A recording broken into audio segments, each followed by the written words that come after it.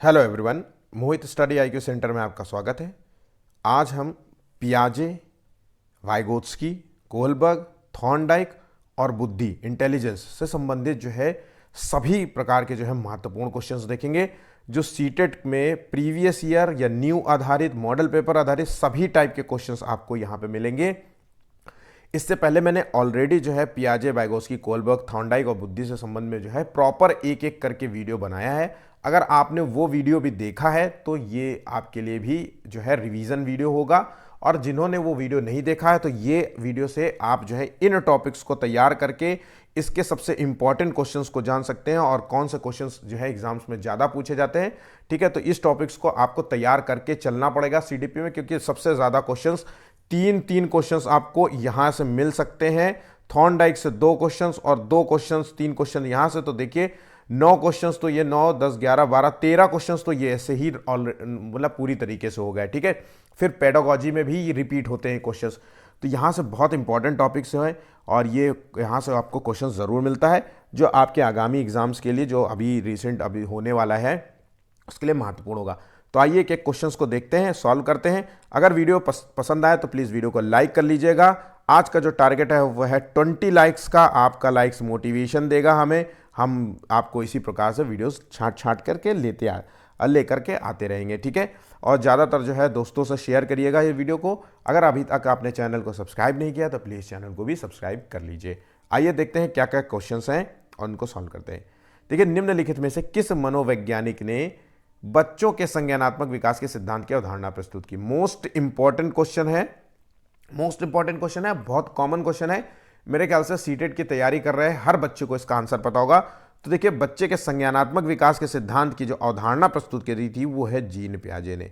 याद रखिएगा, जीन पियाजे ने। संज्ञानात्मक विकास का मतलब होता है बौद्धिक विकास।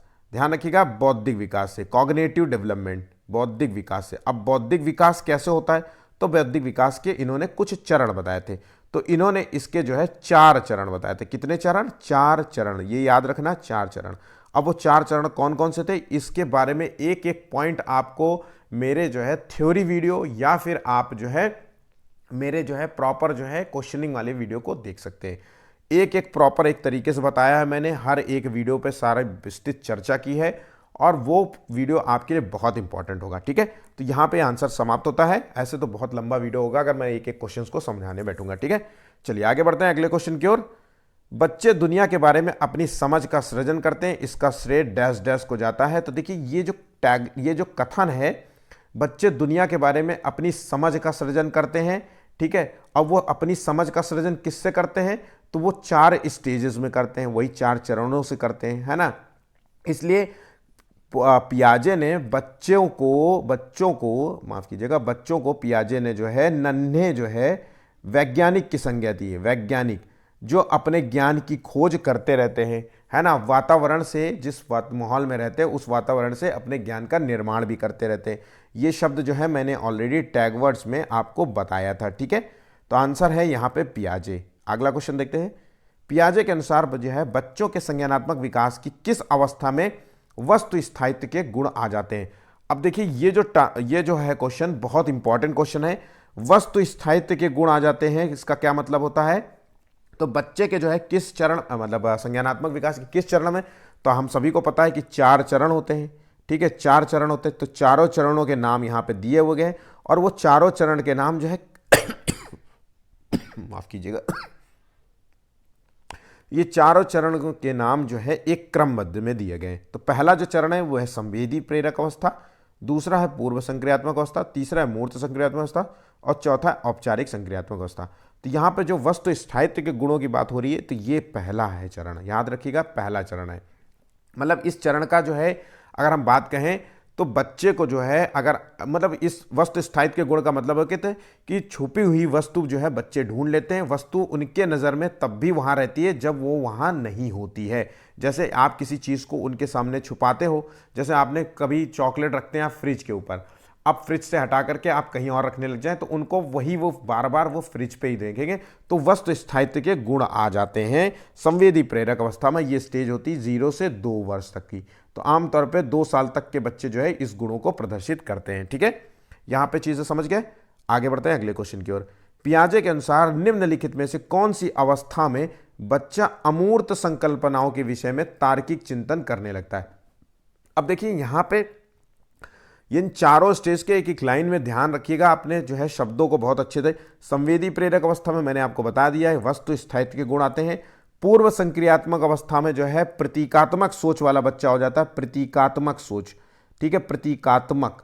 अब प्रतीकात्मक सोच का क्या मतलब होता है, तो इसमें क्या होता है, बच्चा इशारों के माध्यम से अपनी बात कहने लगता है। आपने अक्सर देखा होगा कि बच्चा पापा को फोन लगाता है इशारों के माध्यम से, है ना, कि पापा मम्मी ने डांटा है, इस तरीके से आपने अक्सर देखा होगा। तो प्रतीकात्मक सोच का ये मतलब होता है। एक और चीज़ है कि जैसे एक गिलास है, गिलास में पानी है, और एक पतला, ये चौड़ा गिलास मान लीजिए, और चौड़े गिलास में पानी है, और एक लंबा पतला गिलास है इतना, और वो इतना है, लेकिन एक्चुअली में उसको जो है उसको ये लगेगा कि इस वाले गिलास में सबसे ज़्यादा पानी है और इसी को उठाएगा। तो यही होता है प्रतीकात्मक सोच। उसको प्रतीक रूप में वो इस चीज़ को समझता है कि इसमें सबसे ज़्यादा है, ठीक है। इस स्टेज में बच्चा अहम केंद्रित होता है ना, दूसरों के दृष्टिकोण को नहीं समझता है। अब हम आते हैं क्वेश्चन पे, तो यहाँ पे चीज़ें समझ गए। अमूर्त संकल्पनाओं के विषय में तार्किक चिंतन करता है, तो मतलब बच्चा जो है अमूर्त बच्चा है, और उन चीज़ों पे, अमूर्त चीज़ों पे वो बच्चा तार्किक जो है सोचने लगता है। तो यहाँ पे ये होगा। अमूर्त की अगर बात आ रही तो औपचारिक संक्रियात्मक अवस्था, जो कि आमतौर पे 11 वर्ष से ऊपर मानी जाती है, ठीक है। अब मूर्त चीज़ों के ऊपर तार्किक चिंतन करने लग जाए तो मूर्त संक्रियात्मक अवस्था हो गया। अब मूर्त चिंतन मतलब बच्चा जो है यथार्थवादी होने लगता है, तर्क समाधान करने लगता है, तर्क करने लगता है, मानसिक प्रतिभाओं का प्रदर्शन करने लगता है, दिन महीना समय वर्ष सब बताने लग जाता है ना। तो इसमें जो है मूर्त संक्रियात्मक बच्चे के अंदर सहयोग की भावना आने लगती है। और अमूर्त संक्रियात्मक अवस्था में बच्चा जो है वैज्ञानिक दृष्टिकोण का हो जाता है, ठोस वस्तुओं के बारे में, संभावनाओं के बारे में, कल्पनाओं के बारे में सोचने लगता है, बताने लगता है ना। तो यहाँ परिकल्पना आधारित चिंतन करने लगता है, ठीक है। तो ये सब चीज़ें यहाँ पे जो है ये सारी, मतलब एक तरीके से मैंने आपको चारों स्टेज के बारे में बता दिया है। अगर आपने सबने ध्यान से सुना होगा तो यहाँ पे आप समझ पाएंगे कि क्वेश्चन आपसे क्या पूछेगा, ठीक है। और यही शब्द पूछे जाते हैं, बिल्कुल ऐसे समझ लीजिए कि क्वेश्चन बिल्कुल रिपीट कर देते हैं, है ना। बस 19-20 का फर्क करते हैं, उन थोड़ा सा लैंग्वेज बदल देते हैं, लेकिन आप क्वेश्चंस को समझ जाएंगे तुरंत इन शब्दों से, ठीक है। अगला क्वेश्चन है, 5वां क्वेश्चन है, 1 वर्ष तक के शिशु। अब देखिए यहाँ पे आपको पता होगा कि 0 से 2 वर्ष तक का बालक जो है संवेदी प्रेरक अवस्था होता है। अब यहाँ पे 1 वर्ष का बच्चा है तो इसका मतलब है कि संवेदी प्रेरक है। देखिए कितना, अब शिशु जब आंख कान नाक से सोचते हैं तो निम्नलिखित में से कौन सा स्तर होता है, तो यहाँ पे 4 स्तर है। अब यहाँ पे जो संवेदी प्रेरक अवस्था है, इसको हम अवस्था को हम इंद्रिय जनित जो है गामक अवस्था भी कहते हैं, ठीक है। इंद्रिय जम, तो बच्चा जो है इंद्रियों के माध्यम से, आंख, इतना बच्चा छोटा होता है कि उसकी सोचने की क्षमता तो होती नहीं है, समझने की क्षमता तो होती नहीं है, तो वो जो है सेंसेस के माध्यम से जो है चीज़ों को समझता है। आंख कान हाथों को स्पर्श के माध्यम से चूस करके, है ना। अक्सर आपने देखा होगा कि छोटा 6 महीने का, 4 महीने का, 10 महीने का, 12 महीने का बच्चा माँ की गोद में जो है आसानी से सोता रहता है या रोता नहीं है, लेकिन जैसे उसकी गोद चेंज हुई, या नानी ने ले लिया, या पड़ोसी ने ले लिया, या किसी व्यक्ति ने ले लिया, आदमी ने ले लिया, तो तुरंत रोने लगता है, क्योंकि उसका स्पर्श जो है सेंसेस बहुत अच्छे होते हैं, प्रबल होते हैं।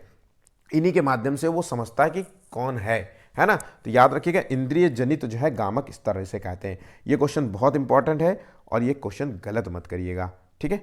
चलिए आगे बढ़ते हैं अगले क्वेश्चन की ओर। जीन पियाजे के सिद्धांत का प्रमुख जो है प्रस्ताव है कि, अब प्रमुख प्रस्ताव क्या है, तो जीन पियाजे ने संज्ञानात्मक विकास का सिद्धांत दिया था। उन्होंने बच्चे के जो है बौद्धिक विकास के 4 चरण बताए थे, और 4 चरण जो है एक क्रमबद्ध तरीके से चलेंगे, कोई चरण छूटेगा नहीं। ये सब चीज़ें, तो 4 चरण बिल्कुल क्रमबद्ध होंगे। ऐसा नहीं कि आप सोच लें मूर्त पहले आएगा, अमूर्त पहले आएगा, बाद में आएगा, इस तरीके से नहीं। अब बच्चों की जो सोच होती है वयस्कों से निम्न होती है, मतलब छोटी होती है, कमजोर होती है। तो ये तो बात सही है, कमजोर होती है, लेकिन ये आंसर तर्क संगत नहीं है पियाजे के सिद्धांत के मुताबिक, ठीक है। बच्चों की सोच जो है वयस्कों से बेहतर होती है, ये भी हम बिल्कुल नहीं कह सकते। बच्चों की सोच मात्रात्मक रूप से, कि अब मात्रात्मक मतलब ये नहीं कह सकते कि बच्चों की सोच जो है इस मात्रा के रूप, इस मात्रा तक ही जो है बेहतर हो सकती है, और इसके ऊपर जाने पे जो है बच्चों की सोच बेहतर नहीं हो पाती। तो ये भी आंसर गलत है। बच्चों की जो सोच जो होती है वो गुणात्मक रूप में वयस्कों से भिन्न होती है। अब गुणात्मक रूप का क्या मतलब है, तो आंसर यहाँ पे है, तो गुणात्मक रूप में शारीरिक गुणात्मक रूप से, मानसिक गुणात्मक रूप से, भावनात्मक रूप से, है ना, नैतिक रूप से बच्चों की जो सोच होती है वो वयस्कों से भिन्न होती है, वयस्कों से अलग होती है। ठीक है, यहां तक समझ गए। अगला क्वेश्चन देखिए, पियाजे के अधिगम के संज्ञानात्मक सिद्धांत के अनुसार वह प्रक्रिया जिसके द्वारा संज्ञानात्मक संरचना को संशोधित किया जाता है डैश डैश कहलाती है। तो यहां पे जो संरचना होती है संशोधित किया जाता है, इस डैश डैश संरचना को कहते हैं समायोजन। ऑप्शन है, आंसर है ऑप्शन ए, समायोजन इसको कहा जाता है। अब समायोजन का मतलब क्या होता है? एकोमोडेशन।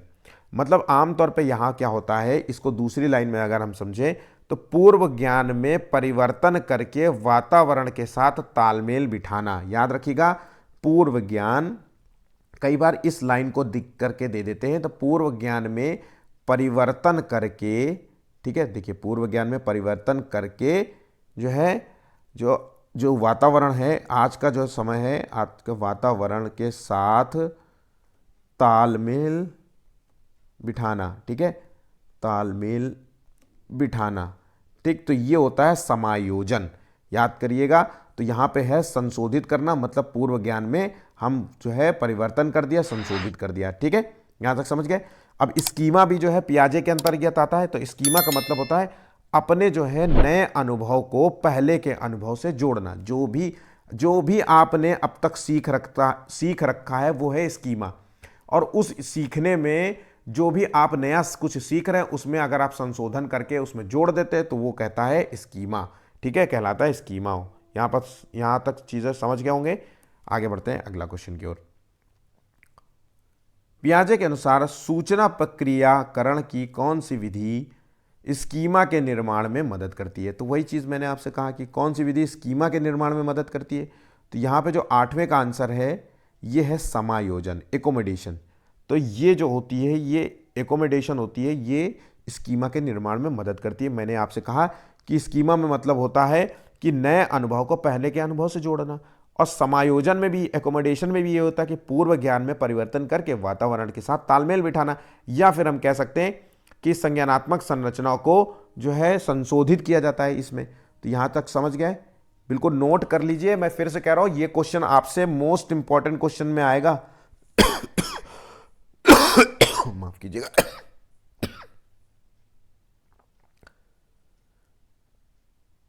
बहुत खांसी है मुझे, फिर भी मैं पढ़ा रहा हूं आप लोगों को क्वेश्चंस देने की। मुझे पूरी कोशिश रहती कि आप जो है सबसे अच्छा क्वेश्चंस जो है प्राप्त करें और उसको तैयार करके चलते जाएं। एग्ज़ाम देखिए पास में है, मैं जो क्वेश्चंस आपको दे रहा हूं ये बहुत ज़रूरी है कि आप इनको तैयार कर लें। आप जितना भी वीडियो देख सकते हैं वो सब देखिए, लेकिन इसको मिस मत करिएगा। ठीक है, चलिए आगे बढ़ते हैं अगले क्वेश्चन की ओर। जीन पियाजे के अनुसार अधिगम के लिए निम्नलिखित में से क्या आवश्यक है? तो अधिगम के लिए क्या आवश्यक है जीन पियाजे के अनुसार? तो शिक्षार्थियों के द्वारा पर्यावरण की सक्रिय खोज। अगर आपने मेरा टैगवर्ड देखा है, टैगवर्ड वाला अभी जो मैंने कल वीडियो अपलोड किया था टैगवर्ड का, तो उसमें मैंने आपको बताया था जीन पियाजे के टैगवर्ड्स बताए थे।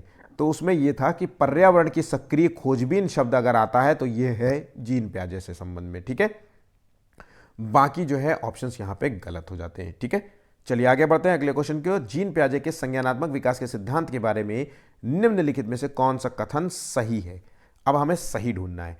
पढ़ते वक्त ध्यान रखिएगा, सही है, सही गलत है, इनमें से कौन सा सही है ना, इन शब्दों को हमेशा ध्यान रखिएगा।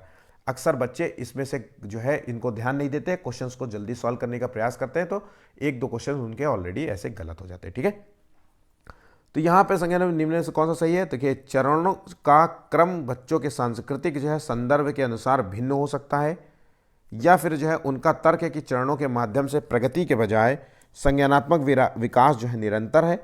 और उन्होंने संज्ञानात्मक विकास के 5 अलग अलग चरणों का जो है प्रस्ताव दिया था। यहाँ पे 5 नहीं बल्कि 4 चरणों को दिया गया है। चरण अपरिवर्तनीय है, जिसका अर्थ है कोई भी चरण छूट नहीं सकता, कोई भी चरण जो है छोड़ा नहीं जा सकता।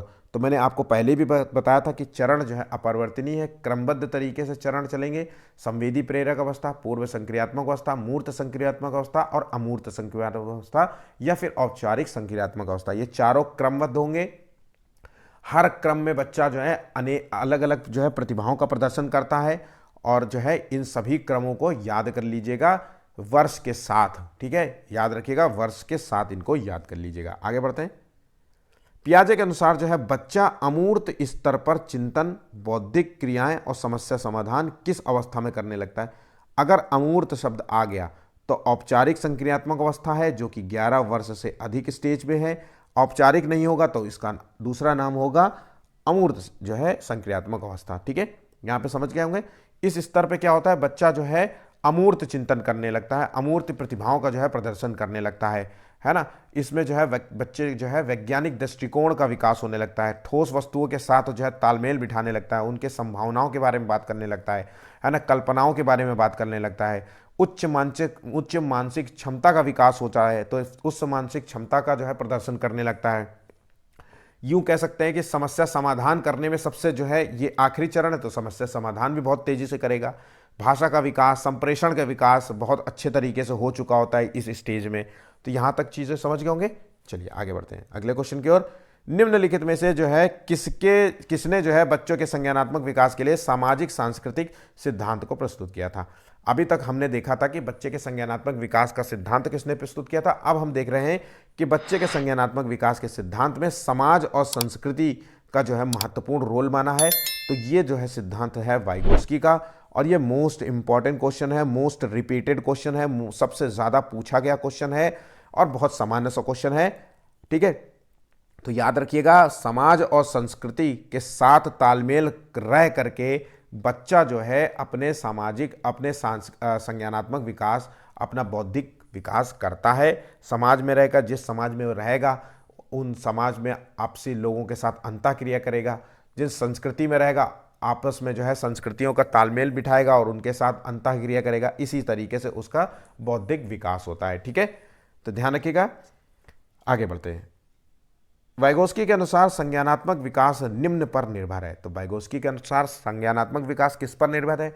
तो हमें पता है कि संज्ञानात्मक विकास समाज और संस्कृति के साथ तालमेल, अंतःक्रिया के साथ ही होता है। तो हमें बस वही ढूंढना है आंसर।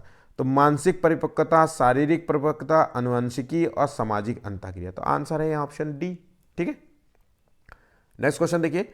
वाइगोत्स्की के अनुसार निम्नलिखित में से समीपस्थ विकास क्षेत्र का इस्तेमाल जो है करना चाहिए। अब समीपस्थ जो है विकास क्षेत्र का मतलब क्या होता है, इसका पता होना चाहिए। तो इसे कहते हैं ZPD, जोनल प्रॉक्सिमल जो है डेवलपमेंट। ठीक है, ZPD। अब समीपस्थ विकास क्षेत्र का मतलब होता है कि एक बच्चे को क्या आता है, उस बच्चे को क्या आता है और क्या नहीं आता है के बीच का जो क्षेत्र होता है वो होता है ZPD। ठीक है, ZPD। और ZPD जब जो क्या नहीं आएगा तो वो होगा ZPD, और इसके लिए जो है आप चाहिए होती है हेल्प। ठीक है, और हेल्प भी होगी जो उससे अधिक नॉलेज वाला बंदा होगा, वही तो उसकी हेल्प करेगा। ठीक है, तो याद रखिएगा इसका इस्तेमाल होता है शिक्षण और मूल्यांकन के लिए। ठीक है, बच्चे को क्या आता है क्या नहीं आता हम ये पता कर लेते हैं और समझते हैं, फिर उसका मूल्यांकन करते हैं, फिर उसके जो समस्या का दूर करने का प्रयास करते हैं। यहाँ केवल शब्द तो टैगलाइन का तरीके से हटा दीजिए। प्रभावी बौद्धिकता की पहचान करना, यहाँ पे आंसर ऑप्शन ए बिल्कुल राइट होगा। वाइगोत्स्की द्वारा जो है प्रस्तावित बच्चों की निजी वाणी की जो है अवधारणा दर्शाता है। तो देखिए वाइगोत्स्की ने जो है 3 प्रकार की वाणी के बारे में डिफाइन किया है बच्चों के संदर्भ में। एक तो सोशल वाणी, जिसे कहते हैं सामाजिक वाणी या सामाजिक वाच्य कह सकते हैं, वाक कह सकते हैं, है ना। दूसरी है निजी वाणी और तीसरी है इनर स्पीच। ठीक है, इंग्लिश में बोले तो इनर स्पीच मतलब आंतरिक वाणी। ठीक है, तो जो निजी वाणी होती है वो क्या दर्शाता है, तो ये दर्शाता है कि बच्चे अहंकारी होते हैं, या फिर ये दर्शाता है कि बच्चे स्वयं में से प्रेम करते हैं, या फिर ये दर्शाता है कि बच्चे अपनी क्रियाओं को निर्देशित करने के लिए, अपनी समस्याओं को सॉल्व करने के लिए इस वाणी का प्रयोग करते हैं, या फिर बच्चे मूर्ख होते हैं। तो यहाँ तो आंसर हो गया ऑप्शन सी। अब देखिए तीनों स्पीच के बारे में हम जान लेते हैं, एक थोड़ा सा छोटा सा है बात कर लेते हैं। निजी वाणी क्या होता है, आमतौर पे क्या होता है, इसमें इस बच्चा जो होता है अपनी समस्या का जो है समाधान जो है अपनी क्रियाओं को निर्देशित करने के लिए इस वाणी का प्रयोग करता है। और इसमें क्या होता है, तो बच्चा जो है अपने आप को जो है मार्गदर्शन प्रोवाइड करता है, अपने आप से बात करता है। तो एक तरीके से हम कह लीजिए कि हम जब किसी इंटरव्यू में जाते हैं तो हम शीशे के सामने खड़े होकर अपने आप से बात करते हैं ना कि हम इंट्रोडक्शन देने के प्रयास करते हैं, हेलो सर मैं कैसा हूँ, है ना, इस तरीके से आप करते हैं ना, hello my name is Mohit Chakraborty sir, I am from जो है कानपुर। इस तरीके से जो है इंटरव्यू देने से पहले आप जो है इंटरव्यू अपना स्वयं का लेते हैं ना, शीशे के सामने खड़े होकर या जो है कुछ बातें करते हैं, वही होती है प्राइवेट स्पीच। सोशल में जब हम एक दूसरे से बात करते हैं तो उसे सोशल कहते हैं। अगर जो है आंतरिक वाणी, आंतरिक वाक जो है शब्द का इस्तेमाल हो, या इनर स्पीच जो है शब्द हो, तो जो निजी वाणी होता है जिसमें हम शीशे के सामने खड़े होकर बात कर रहे होते हैं, हम बात नहीं करते, हम स्वयं से बात करते हैं, लेकिन मन ही मन में, हम अपने शब्दों को बाहर नहीं निकालते, मुंह से बाहर कोई शब्द नहीं निकलता, हम मन ही मन में अपने प्रॉब्लम्स का सोल्यूशन ढूंढते हैं। यहाँ पे जो है चीज़ों को बस इसी रूप में याद कर लीजिए, कभी क्वेश्चन गलत नहीं होगा। आगे बढ़ते हैं अगले क्वेश्चन की ओर। नीचे 2 कथन दिए गए हैं, कथन हमें एक पढ़ना है, फिर कथन 2 को पढ़ना है, फिर देखना है आंसर क्या है। वाइगोत्स्की के अनुसार अधिगम सामाजिक अन्योन्य क्रिया और सहयोग के द्वारा घटित होता है, तो देखिए बिल्कुल सही है। वाइगोत्स्की ने पहले ही कहा था कि अधिगम जो है बच्चे का संज्ञानात्मक विकास हो, अधिगम की प्रक्रिया हो, वो समाज और संस्कृति के साथ तालमेल बिठाकर आपस में क्रियाएं करके ही जो है घटित होती है। तो यहाँ पे आंसर बिल्कुल सही है, कथन एक सही है। दूसरे को भी देख लेते हैं। वाइगोत्स्की के अनुसार पाढ़ में विद्यार्थियों को किसी समस्या के सभी उत्तर समाधान प्रदान करना शामिल है। अब देखिए पाढ़ जो है वाइगोत्स्की ने 3 प्रकार के इसमें शब्द आपको आप मिलेंगे, ठीक है। एक तो पाढ़ शब्दों का स्कैफोल्डिंग, आपने ZPD तो आपने देख ही लिया है, आपको मैंने बता दिया, समीपस्थ जो है विकास क्षेत्र। उसके बाद जो है एक आएगा पाढ़ जो है जिसे कहते हैं स्कैफोल्डिंग, इंग्लिश में कहेंगे स्कैफोल्डिंग, ठीक है, या फिर मचान भी बोलते हैं इसे। और तीसरा है MKO, मोर नॉलेज अदर। इन तीनों को बिल्कुल रट लीजिएगा, एग्जाम में क्वेश्चन पूछ। तो हम पाढ़ को शब्द जान लेते हैं। ZPD मैंने बता दिया। दूसरा है पाढ़। पाढ़ क्या होता है कि बच्चे को उसके समस्या समाधान में एक टेम्परेरी हेल्प करना। मान लो कि बच्चा कुछ पढ़ रहा है और पढ़ते पढ़ते वो चीज़ जो है, एक शब्द ऐसा आया जो उसको समझ नहीं आ रहा है ना, वो पढ़ना जानता है, लिखना जानता है, सब कुछ जानता है, लेकिन कुछ ऐसा हुआ कि उसको समझ नहीं आ रहा है। तो आप एज अ टीचर या as a parents, as a जो है कलीग, या एज अ जो है सामाजिक रूप से जो भी हैं आप रिश्तेदार, आपने उस बच्चे को बताया कि बेटा ये होता है, इसको ये कहते हैं और इसका मतलब ये होता है। और फिर उस बच्चे ने उस वर्ड का मीनिंग जान लिया, उस शब्द को जान लिया, और फिर वो आगे अपने कार्य में लग गया, अपने पढ़ाई में लग गया, या शब्दों को लिखना शुरू कर दिया। और फिर तो वो जो टेम्परेरी मदद होती है वो उसकी एक आने वाले समय में 1-2 बार मदद करने के बाद वो उसकी उन शब्द से परिचित हो जाता है, और वो एक तरीके से उसकी स्थायी जो है नॉलेज बन जाती है। तो पाढ़ होती है एक टेम्परेरी हेल्प, याद रखिएगा, पाढ़ होती है एक टेम्परेरी हेल्प। तो यहाँ पे जो कथन है वो है गलत। तो यहाँ पे आंसर देख लेते हैं, एक सही है और दूसरा गलत है। ऑप्शन यहाँ पे C बिल्कुल सही होगा, ठीक है। 17वां क्वेश्चन है, वाइगोत्स्की के अनुसार बच्चों के लिए अधिगम के चरण के दौरान निम्नलिखित में से किससे संबंधित होना अनिवार्य है। मोस्ट इंपॉर्टेंट क्वेश्चन और बहुत सिंपल टॉपिक है। वाइगोत्स्की ने सामाजिक, सांस्कृतिक और भाषा, इन 3 को महत्व दिया था। इन 3 को शब्द याद कर लीजिए। उसके बाद ZPD, उसके बाद जो है MKO, उसके बाद पाढ़ शब्द याद कर लीजिए इसका मीनिंग, उसके बाद निजी वाणी, आंतरिक वाणी, सामाजिक वाणी, इन तीनों शब्दों को याद कर लीजिए। इसके अलावा कुछ भी नहीं है वाइगोत्स्की में। बस इन शब्दों को अपने दिमाग में बैठाए रखिए कि टेम्परेरी मदद कहाँ होती है। ZPD में मतलब जो आता है, जो नहीं आता है, उसके बीच का जो क्षेत्र होता है वो ZPD होता है। MKO का मतलब होता है मोर नॉलेज अदर्स, मतलब अपने से अधिक नॉलेज वाले व्यक्ति जो है आपकी मदद करे। जैसे टीचर, आपको कुछ भी पढ़ना है वो टीचर ही आपको पढ़ाएगा, तो आपसे अधिक ना, तो MKO के अंतर्गत आएगा, जिसमें मतलब बेसिक सार सब कुछ बताता है आपको, मतलब आपको उसके बारे में कुछ नहीं पता है ना। अब यहाँ पे देखिए, यहाँ पे जो आंसर है वो है सामाजिक संदर्भ, ठीक है, ऑप्शन B है। नेक्स्ट क्वेश्चन देखिए, वाइगोत्स्की द्वारा प्रतिपादित रचनावादी सिद्धांत कहता है कि अधिगम डैश डैश होता है। अब वही चीज़ हमें फिर से ढूंढना है। सामाजिक सांस्कृतिक संदर्भ में बच्चों के अनुभवों के परिणाम स्वरूप, आंसर है। बाकी आनुवांशिक, जैविक परिपक्वता, उद्दीपन, अनुक्रिया संबंध, ये सब कुछ भी नहीं, ठीक है। नेक्स्ट क्वेश्चन देखिए, अधिक अनुभवी लोगों द्वारा छोटे बच्चों को संकेत देना और आवश्यकता पड़ने में एक अस्थायी हेल्प करना। मैंने आपसे कहा था कि टेम्परेरी जो है हेल्प, टेम्परेरी हेल्प मिलती है, किस में मिलती है, वो पाढ़ में मिलती है। आंसर हो गया बिल्कुल। एक एक लाइन में आंसर करते जा रहे हैं हम, कुछ भी ज़्यादा हमें दिमाग लगाने की ज़रूरत ही नहीं।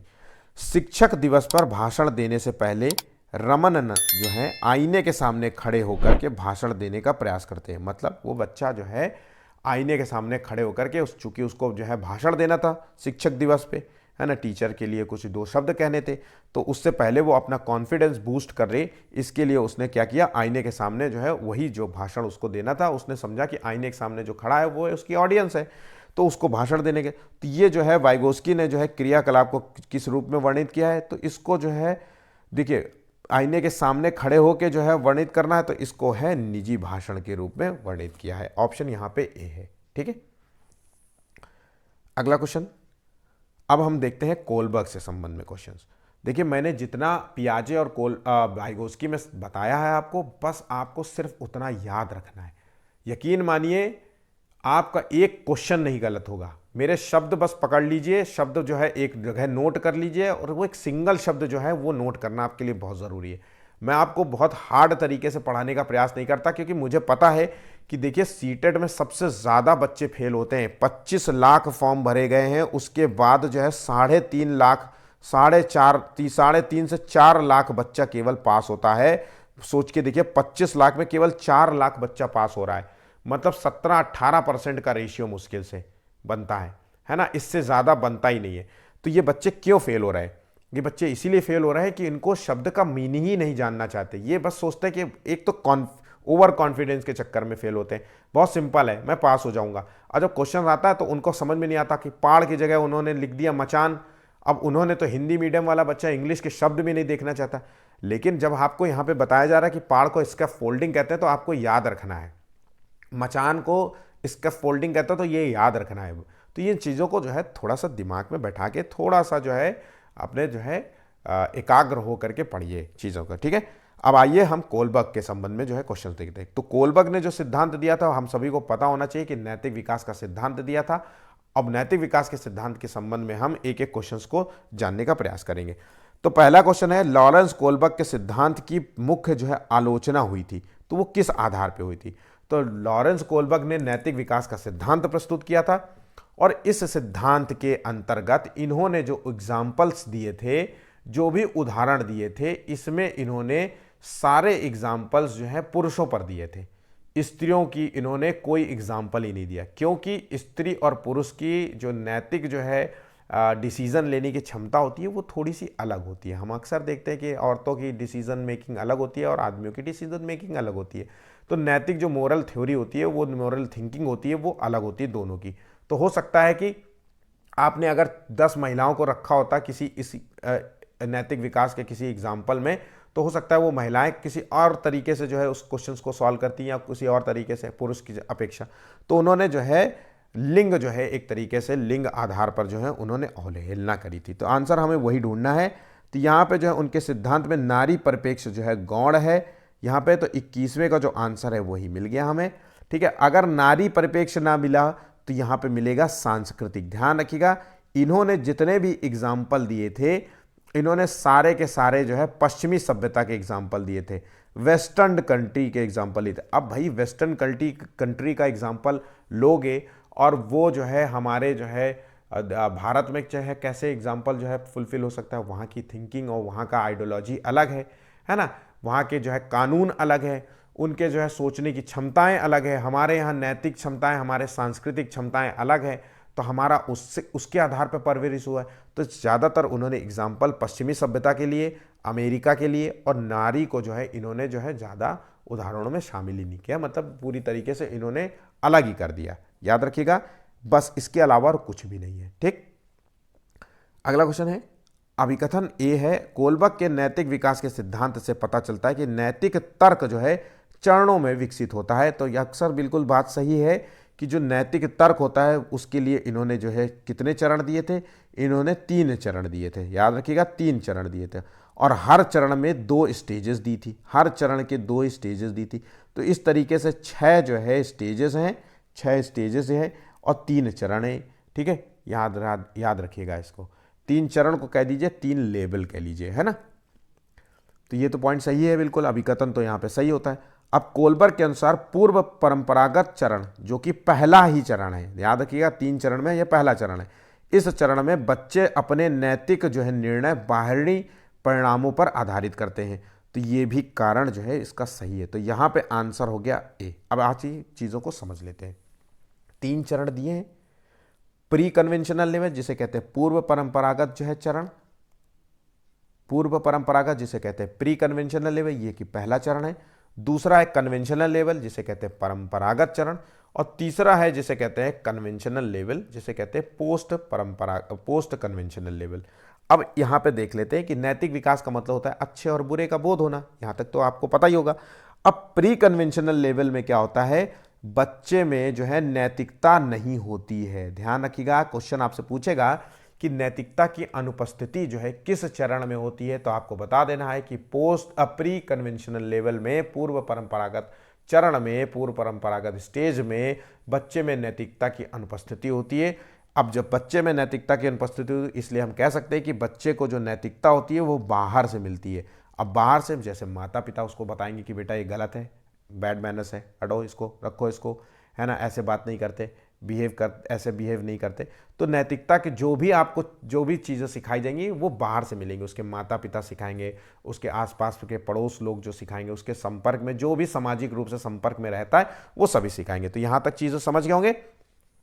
अब यहां पे याद रखिएगा, तीसरा जो चरण होता है जिसको कहते हैं पोस्ट कन्वेंशनल लेवल, इस कन्वेंशनल लेवल में नैतिकता जो है आंतरिक कारणों से निर्धारित होती है। मतलब बच्चे के अंदर नैतिक गुण ऑलरेडी आ चुके होते हैं, इतना वो डेवलप हो चुका होता है। अब वो स्वयं से ये समझ सकता है कि क्या अच्छा है क्या गलत है, इसका निर्णय वो कर पाता है। ठीक है, तो यहां पे आंसर आपको ऑप्शन ए है।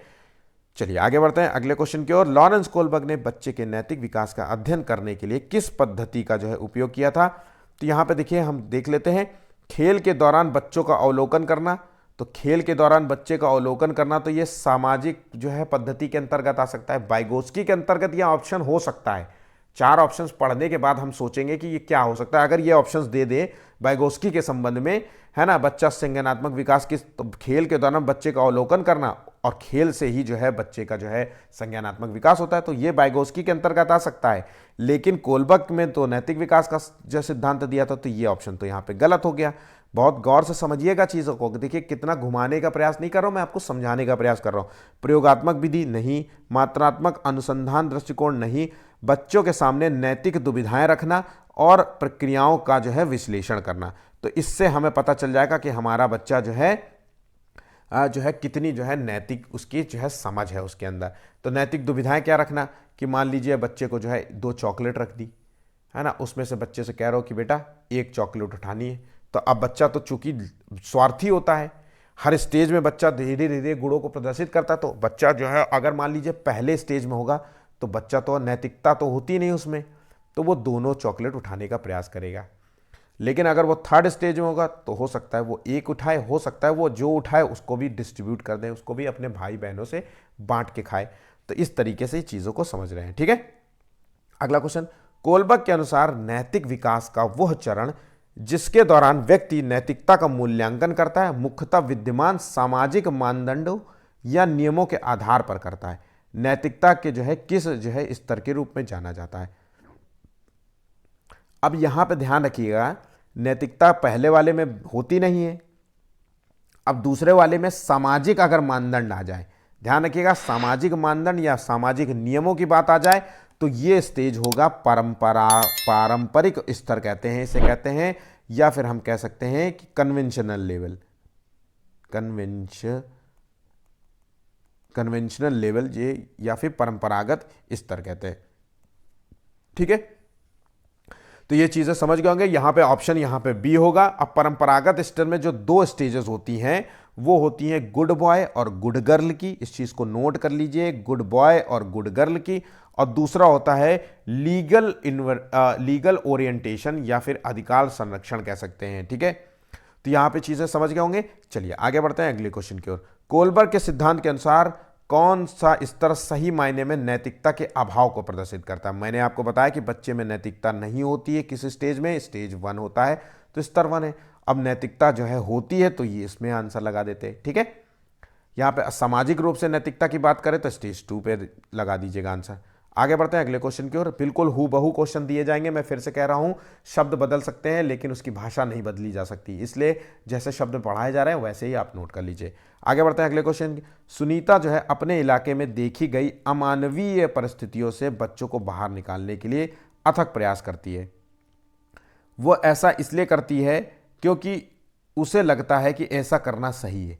ठीक है, भले ही वो इन बच्चों को मदद करते समय अक्सर खुद को जो है जानलेवा परिस्थिति में पाती है।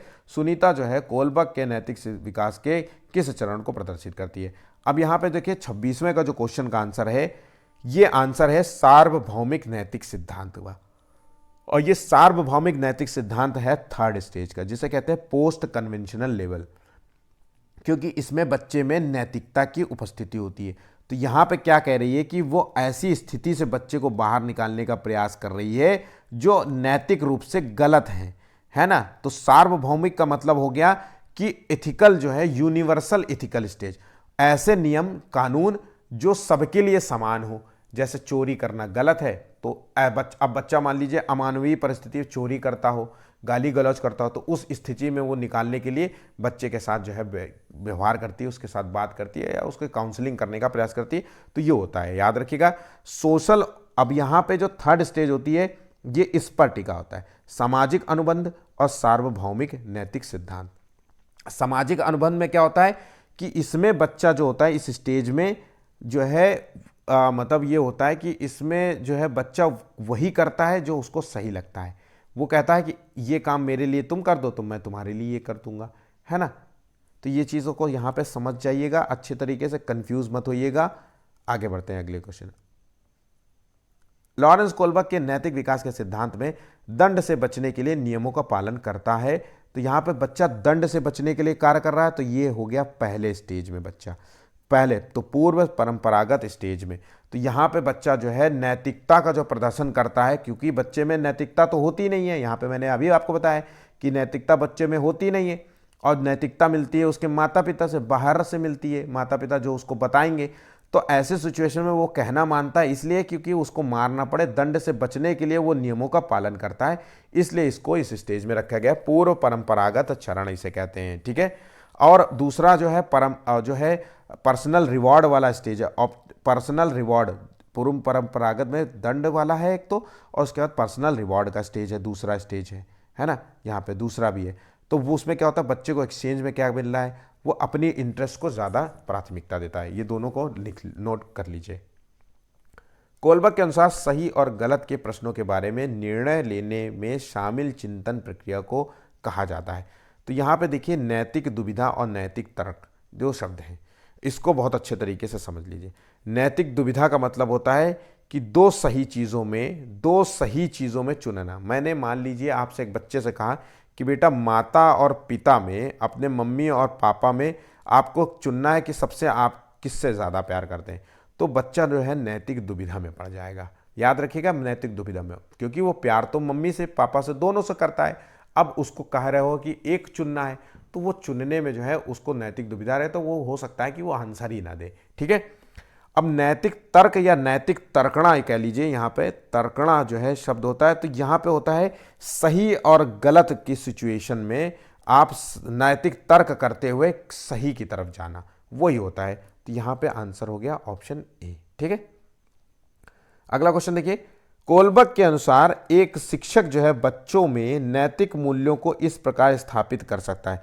तो बच्चों में अगर नैतिक मूल्य देने हैं तो कैसे जो है, तो नैतिक मुद्दों पर शामिल करके, उस नैतिक मुद्दों पर जानकारी करके आप उन चीज़ों को जो है जैसे बताएंगे बच्चों को, देखिए चोरी करना गलत होता है, एक दूसरे को धक्का नहीं। आपने अक्सर स्कूल में इस तरीके की एक्टिविटी देखी होगी कि एक टीचर जो है एक दूसरे को धक्का देते हैं, तो बच्चे सीखते हैं कि देखो ये बैड मैनर्स होता है, हमें सॉरी बोलना होता है ना। किसी का सामान गिर जाए तो हमें उसकी सामान उठा करके उसको देना होता है ना, और उसकी जगह थैंक यू बोलना होता है। इस ऐसी जो है चीज़ें सिखा देते तो नैतिक मुद्दों पर चर्चा करके या उन पर शामिल करके उन चीज़ों पे, है ना, तो बच्चे जो है नैतिक मूल्य सीख पाएंगे। मोस्ट इंपॉर्टेंट क्वेश्चन है, मोस्ट रिपीटेड क्वेश्चन है। तो यहाँ पे थॉर्नडाइक के जो संबंध में जितने पॉइंट्स थे मैंने आपको बता दिए हैं। अब आते हैं माफ कीजिएगा, मैंने कोलबर्ग के संबंध में जो पॉइंट्स थे वो मैंने आपको बता दिए हैं। अब आते हैं थॉर्नडाइक के संबंध में। तो थॉर्नडाइक ने जो कौन सा, थॉर्नडाइक के सीखने के नियम जो है कुल मुख्य सीखने के कितने मुख्य नियम बताएं। तो पहली चीज़ तो समझ लीजिए कि थॉर्नडाइक ने कौन सा जो है सिद्धांत दिया था, इन्होंने जो है सीखने का नियम दिया था और इसके अंतर्गत इन्होंने जो है 3 प्रकार के जो है नियम बताए थे। तो ये है यहाँ पे 3 प्रकार के नियम कौन कौन से हैं। तो एक तो है इन्होंने सीखने के लिए बताया था कि तत्परता का नियम, फिर दूसरा नियम बताया था कि अभ्यास का नियम, ठीक है, और उसके बाद जो है तीसरा नियम बताया था, एक जो है इन्होंने बताया था प्रभाव का नियम, ठीक है। तो ये तीनों नियम को याद कर लीजिएगा, आगे चीज़ों के बारे में जानेंगे। थॉर्नडाइक ने अपने जो है प्रयोग जो है किस जानवर पे किए थे। तो थॉर्नडाइक ने जो टेस्ट किए थे वो चूहे और बिल्ली पे किए थे। ऑप्शन यहाँ पे ए बिल्कुल सही होगा, ठीक है। आप हमें कमेंट करके ज़रूर बताइएगा कि आपने इन क्वेश्चंस को सॉल्व करके जो है कितने क्वेश्चन, मतलब आपने इन क्वेश्चंस को जो है सॉल्व किया है तो आपके कितने क्वेश्चन सही हुए हैं, है ना। आप हमें ज़रूर कमेंट करिएगा, लेकिन गलत कमेंट मत करिएगा अपने आप को जो है अच्छा दिखाने के लिए कि सर मैंने 45 में 45 क्वेश्चन सही के दिए। ऐसा नहीं है, जितने आपने सही किए उतने ही जो है आप ऑप्शंस जो है मतलब कमेंट हमें करिएगा, ठीक है। किस मनोवैज्ञानिक को पशु मनोवैज्ञानिक का पितामह भी कहा जाता है, क्योंकि इन्होंने जो है चूहे पे टेस्ट किया था, बिल्ली पे टेस्ट किया था, इसलिए इन्हें जो है थॉर्नडाइक को जो है पशु मनोवैज्ञानिक का पितामह माना जाता है, ठीक है। इन्होंने जो है बिल्ली पर टेस्ट किया था कि जो है एक जो है पिंजड़ा बनाया, पिंजड़े पे जो है एक जो है लीवर रखा, मतलब एक बटन रख दिया मान लीजिए, है ना, और वो बटन दबाने से जो है ये इस गेट का लॉक खुल जाता है। तो एक बार जो है बिल्ली ने गलती से दबाया, फिर दूसरे बार गलती से दबाया, फिर तीसरी बार उसने देखा कि यार दबाने पे ही जो है ये गेट खुलता है। तो ऐसे ऐसे क्रिया करते करते करते करते करते करते वो इस चीज़ की प्रक्रिया को सीख जाती है, ठीक है। किसी क्रिया को बार बार दोहराने से उसका संबंध दृढ़ हो जाता है, थॉर्नडाइक ने किस नियम पर आधारित है। देखिए मैंने आपसे पहले ही कहा, तो ये जो 33वें का आंसर है, याद रखिएगा, अभ्यास का नियम। हम सभी को पता है कि हम जब बार बार अभ्यास करते हैं तो जो भी हम चीज़ सीखना चाहते हैं वो सीखना हमारे लिए बिल्कुल पूर्ण रूप से, स्थायी रूप से हम सीख जाते हैं। तो कुछ भी हम सीखेंगे अभ्यास, निरंतर अभ्यास से हम स्थायी रूप से सीख सकते हैं। तत्परता का मतलब हम किसी कार्य में इंटरेस्ट दिखा करके सीख सकते हैं बहुत बेहतर तरीके से। हम किसी मोर नॉलेज वाले व्यक्ति के साथ हम जो है इंटरैक्ट होकर के उसके प्रभाव में आकर के भी हम जो है बहुत अच्छे तरीके से सीख सकते हैं। इन तीनों का मतलब सिर्फ इतना ही है। अब तीनों का मतलब स्थायी रूप से सीख सकते हैं, इंटरेस्ट में के साथ सीख सकते हैं, या मोर नॉलेज वाले व्यक्ति के संपर्क में रह करके सीखते हैं। इन शब्दों को नोट कर लीजिए, बस खेल खत्म आपका ये थॉर्नडाइक वाला। आइए देखते हैं बुद्धि के संबंध में जो है क्वेश्चन। तो बुद्धि का बहुकारक सिद्धांत जो है किसने दिया था। तो ये बहुकारक जो सिद्धांत दिया था ये थॉर्नडाइक ने दिया था। 3 जो है इसके सिद्धांत थे। एक तो मूर्त जो है इंटेलिजेंस, इसके बारे में इन्होंने बताया था, दूसरा है अमूर्त इंटेलिजेंस, और तीसरा जो है सामाजिक जो है सोशल इंटरैक्शन, ठीक है, सोशल इंटेलिजेंस। इन तीनों को जो है इसी को कहा जाता है बहुकारक सिद्धांत, ठीक है। आइए नेक्स्ट, प्रयास एवं त्रुटि का सिद्धांत किसने दिया था। प्रयास और त्रुटि का सिद्धांत दिया था थॉर्नडाइक ने। आंसर है ऑप्शन डी। अब जितना ज़्यादा आप प्रयास करेंगे, जितनी गलतियां करेंगे, इस प्रयास और गलतियों से जो है हमारा जो है सीखने की जो है प्रक्रिया, जो है सीखने की प्रक्रिया बेहतर होने लगती है, और हम जो है बेहतर होती है, और इससे जो है हम एक समय के बाद स्थायी रूप से हम उस कार्य को सीख जाते हैं, ठीक है। यहां पे आंसर हो गया ऑप्शन डी। बहुत पूछा जाता है क्वेश्चन, मोस्ट इंपॉर्टेंट क्वेश्चन के अंतर्गत ये क्वेश्चन आएगा, ठीक है। धीमी गति से सीखने वाले बालकों के अध्यापन के लिए अधिक उपयोगी सिद्धांत है। तो अगर जो बच्चा धीमी गति से सीखता है तो उसको निरंतर अभ्यास के माध्यम से हम सिखाएंगे, हम प्रयास और त्रुटि के माध्यम से सिखाएंगे। तो यही तो मैंने आपको बताया है। तो आप देखिए बिल्कुल आपका इंटेलेक्चुअल कैसा है, आपके क्वेश्चन को कैसे समझ पा रहे हैं। तो यहाँ पे थॉर्नडाइक का है, ठीक है। चलिए आगे बढ़ते हैं। स्टैनफोर्ड बिने परीक्षण जो है किसका मापन करता है। तो स्टैनफोर्ड जो बिने परीक्षण है ये बुद्धि का मापन करता है। ऑप्शन यहाँ पे जो है ऑप्शन सी है, ठीक है। तो अब नेक्स्ट क्वेश्चन देखते हैं। स्टर्न जो है द्वारा दिए गए बुद्धि लब्धि के सूत्र का उपयोग करके बुद्धि लब्धि की निम्नलिखित में से किस सीमा को प्रतिभाशाली कहा जाता है। तो हमें पता है कि बुद्धि लब्धि जो है आईक्यू जो है टेस्ट होता है, वो किसने दिया था, स्टर्न ने दिया था। इसके बारे में बताया गया था कि कुछ जो है कि अगर किसी व्यक्ति की आईक्यू जो है 120 है तो वो प्रतिभाशाली बच्चा है, अगर किसी व्यक्ति की आईक्यू जो है 90 से 110 के बीच में है तो वो सामान्य बच्चा है। ठीक है, अगर किसी व्यक्ति की आईक्यू 90 से कम है तो वो जो है मूढ़ हो सकता है ना, मंद बुद्धि वाला बालक हो सकता है। 120 से ऊपर चला जाएगा तो मतलब एक्सट्रीम सुपीरियर टाइप का बच्चा हो जाएगा, है ना। तो ये चीज़ें आपको समझ में आनी चाहिए और ये बहुत इंपॉर्टेंट है, यहाँ से आपको पूछेगा। आईक्यू का फॉर्मूला आपको बिल्कुल याद होना चाहिए। आईक्यू का जो फॉर्मूला है वो है मानसिक mental age upon chronological age into 100। इसके माध्यम से आप किसी भी बच्चे की आईक्यू निकाल सकते हैं, आईक्यू पावर निकाल सकते हैं। ठीक है, चलिए आगे बढ़ते हैं अगले क्वेश्चन की ओर। रेमंड कैटल के सिद्धांत के अनुसार बढ़ती उम्र के साथ तरल बुद्धि या फ्लूइड इंटेलिजेंस का क्या होता है? तो ये होता है जैसे जैसे एज बढ़ती जाती है वैसे वैसे जो है इंटेलिजेंस भी क्षमता गिरती जाती है। मोस्ट इंपॉर्टेंट क्वेश्चन है, लेकिन इसको मैं अच्छे तरीके से आपको समझा देता हूं क्योंकि ये क्वेश्चन बच्चे अक्सर मैं ऑफलाइन बैचेस में देखता हूं कि ये बच्चे गलत कर देते हैं। देखिए, रेमन कैंटेल ने जो सिद्धांत दिया था वो है, इसको कहते हैं तरल मोजेक सिद्धांत। नोट कर लीजिए अगर आपको ये आंसर नहीं पता है तो इसे कहते हैं तरल मोजेक सिद्धांत, और इसका दूसरा नाम भी कहते हैं, इसको कहते हैं क्रिस्टलाइड जो है सिद्धांत। क्रिस्टलाइड जो है सिद्धांत भी कहते हैं। अब तरल मोजेक का मतलब होता है कि एक तो इसको कहते हैं तरल फ्लूइड जिसे कहेंगे, और एक है क्रिस्टल कहेंगे। ठीक है, जिसे कहेंगे आप फ्लूइड मतलब तरल हो गया, अमोज क्रिस्टल हो गया मतलब वो एक तरीके से हार्ड हो गया, है ना। तो फ्लूइड जो होता है ये हेरिडिटी से संबंधित है, नोट कर लीजिए, ये हेरिडिटी से संबंधित है, वंशानुक्रम से संबंधित है। और क्रिस्टल जो होता है वो लर्निंग एबिलिटी पर संबंधित है। ठीक है, सीखने पर संबंधित है। हेरिडिटी से संबंधित है तो इसलिए हम कह सकते हैं कि ये क्रिएटिविटी से भी जुड़ा होगा, लेकिन यहाँ पे जो है वो फिक्स होती, जो भी आपने सीखा है वही सीखा है, उसके आगे का कुछ नहीं। ठीक है, इसलिए हम अगर ये क्रिएटिविटी की बात हो रही तो ये हो गया अपसारी चिंतन में। सारे क्वेश्चंस पे मैंने आपको ऑप्शंस दे रहा हूँ, ये क्वेश्चन आपको कोई नहीं बताएगा, अपसारी चिंतन आधारित होता है, क्योंकि भाई क्रिएटिविटी है तो अपसारी चिंतन का एक बच्चा प्रॉब्लम्स का कई सॉल्यूशन देता है, अपसारी चिंतन हो गया। अब ये अपसारी है तो ये अभिसारी चिंतन पे आधारित होगा। ठीक है, हम जैसे जैसे एज बढ़ती जाती है वैसे वैसे जो है एज बढ़ेगी, वैसे वैसे जो है उस बच्चे की जो है इंटेलिजेंस मतलब फ्लूइड इंटेलिजेंस भी कम होती जाएगी। तो यहाँ पे आंसर हो गया। ठीक है, इतना नोट कर लीजिए, कोई क्वेश्चन आपका गलत नहीं होगा। आगे बढ़ते हैं अगले क्वेश्चन की ओर। गार्डनर के बहुबुद्धि सिद्धांत के अनुसार डैश डैश में शब्दों और वाक्यों को समझने की क्षमता, अच्छा पढ़ना लिखना, नए शब्दों को याद रखने की क्षमता आदि शामिल है। गार्डनर ने जो है मल्टीपल इंटेलिजेंस का सिद्धांत दिया था और इसके अंतर्गत इन्होंने 9 प्रकार का जो है इंटेलिजेंस बताई थी। ठीक है, 9 प्रकार के इंटेलिजेंस को डिफाइन किया था। विलक्षण बुद्धियों का जो है डिफाइन किया था कि मतलब एक व्यक्ति में एक से अधिक बुद्धि भी हो सकती है, एक व्यक्ति में एक से अधिक बुद्धि हो सकती है, और इन्होंने जो है एक विशिष्ट बुद्धियों को डिफाइन किया था एक तरीके से, आप ऐसा समझ लीजिए। ठीक है, तो यहाँ पे जो है अब जो गार्डनर ने जो डिफाइन किया तो इन्होंने कहा था कि इस लाइन को आप नोट कर लीजिए। गार्डनर ने बहुबुद्धि सिद्धांत के अंतर्गत इन्होंने कहा था कि प्रत्येक व्यक्ति की यूनिक एबिलिटी पर बल दिया था। हर बच्चे के अंदर, हर व्यक्ति के अंदर एक एबिलिटी होती है, या फिर वो सामान्य होगा या फिर उसके अंदर सामान्य के अलावा अन्य बुद्धियां भी होंगी। ठीक है, तो एक व्यक्ति में कई स्वतंत्र योग्यताएं भी हो सकती हैं। 9 प्रकार के मल्टीपल इंटेलिजेंस को डिफाइन किया था। तो एक तो भाषाई बुद्धि, तो इसका आंसर है भाषाई बुद्धि क्वेश्चन का। अब भाषाई बुद्धि में मतलब होता है कि ये उस व्यक्ति की भाषा में पकड़ बहुत अच्छी होगी। भाषा में पकड़ कैसे? वो पत्रकार होगा, लेखक हो सकता है, कवि हो सकता है, राइटर हो सकता है, शेर व शायरी करने वाला हो सकता है ना। तो जिनकी ये एबिलिटीज़ होती है वो अक्सर इसी तरीके के प्रतिभाओं का प्रदर्शन करते हैं।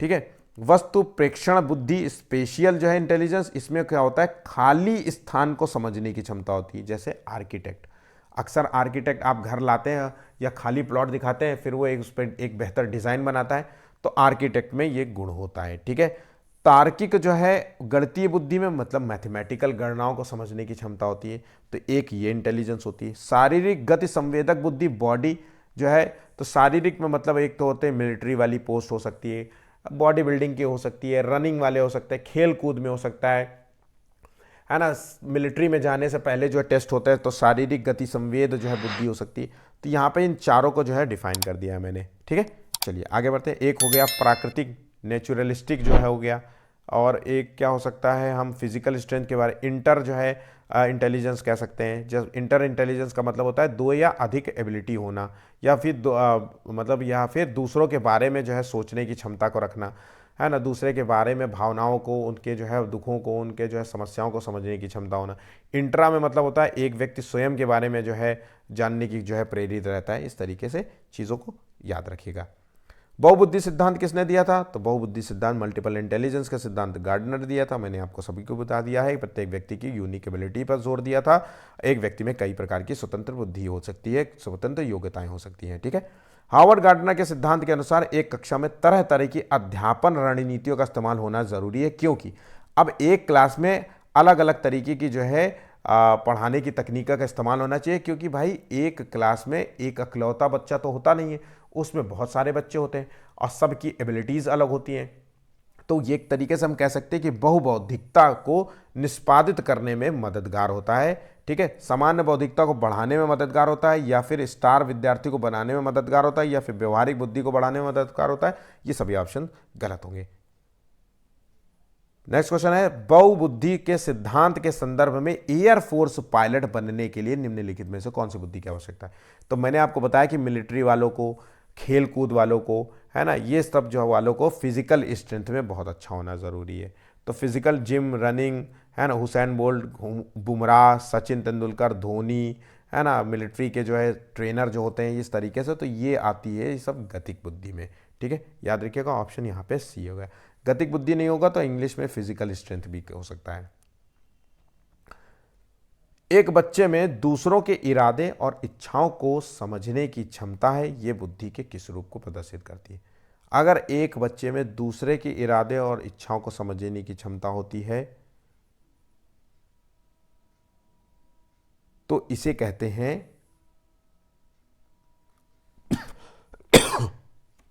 अंतवैयक्तिक बुद्धि। याद रखिएगा अंतवैयक्तिक बुद्धि। और अंतरावैयक्तिक बुद्धि में एक व्यक्ति स्वयं के बारे में जानने की, जैसे कौन है स्वयं के बारे में जानने वाला? बुद्ध, महावीर, है ना, और कौन सकते हैं? महात्मा गांधी। ये सब चीजें हो सकती है। ठीक है। चलिए आगे बढ़ते हैं। बुद्धि का द्विकारक सिद्धांत किसने दिया था? तो बुद्धि का जो द्विकारक सिद्धांत दिया था वह है स्पीयरमैन ने दिया था। इन्होंने जो है सामान्य बुद्धि, जनरल बुद्धि और स्पेसिफिक बुद्धि, दो रूप में इसको डिफाइन किया था। याद रखिएगा, सामान्य बुद्धि और जनरल बुद्धि के रूप में इंटेलिजेंस को डिफाइन किया था। ठीक है। आंसर यहाँ पे ऑप्शन ए सही होगा। यहाँ पर इस प्रकार जो है पूरे जो है टॉपिक्स पे क्वेश्चन समाप्त होते हैं। आपने जो है जितने क्वेश्चंस देखे हैं यही सबसे ज़्यादा इंपॉर्टेंट क्वेश्चंस होते हैं और ये एग्जाम्स में बहुत पूछे जाएंगे आपसे। ठीक है। अगर इनको नहीं तैयार करके चलेंगे आप, इनके बारे में आपको पता नहीं होगा, तो आप बहुत ज़्यादा नुकसान खा जाएंगे। ठीक है। तो इन क्वेश्चंस को अच्छे से तैयार कर लीजिएगा, नोट्स बना लीजिएगा, पेपर के समय आप पढ़ के ज़रूर जाइएगा। वीडियो अच्छा लगे तो प्लीज़ वीडियो को लाइक कर लीजिए, शेयर कर दीजिए और सब्सक्राइब कर लीजिए अगर अभी तक आपने सब्सक्राइब नहीं किया। आज के लिए बस इतना ही है। धन्यवाद।